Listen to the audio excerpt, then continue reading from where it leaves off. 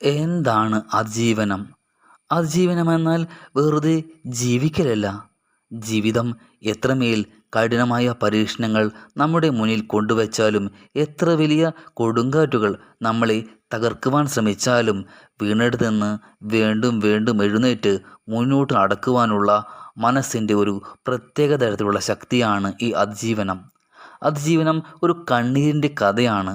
പക്ഷേ അത് കണ്ണീരിൽ മാത്രം അവസാനിക്കുന്ന ഒന്നല്ല. ഓരോ കണ്ണുനീർത്തുള്ളിയെയും അനുഭവത്തിൻ്റെ മുത്താക്കി മാറ്റുന്ന പ്രക്രിയയാണ് അതിജീവനം. ജീവിതം അവസാനിച്ചുവെന്ന് ആർക്ക് തോന്നിയാലും അത് ഇരുട്ടിൽ നടന്നു പോകാനുള്ള ചെറിയ പ്രകാശരേഖയാണ്. അത് കണ്ടെത്താൻ കഴിയുന്ന മനസ്സിൻ്റെ ശക്തിയാണ് അതിജീവനം. രാത്രി എത്ര നീണ്ടാലും പ്രഭാതം വരാതിരിക്കില്ല. എത്ര ശക്തമായ മഴയും എത്ര ശക്തമായ പേമാരിയും വന്നാലും ആകാശം വീണ്ടും തെളിയാതിരിക്കില്ല.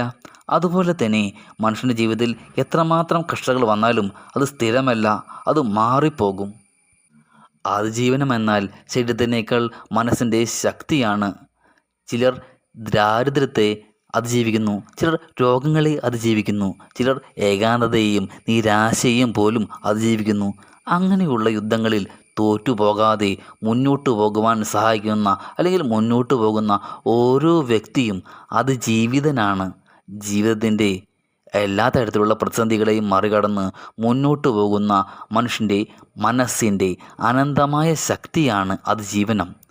വെറുതെ അങ്ങ് ജീവിക്കുകയല്ല, നല്ല ശുഭപ്രതീക്ഷയോടെ, നല്ല ധൈര്യത്തോടെ, നല്ല ആത്മവിശ്വാസത്തോടെ മുന്നോട്ട് പോകുന്നതാണ് അതിജീവനം.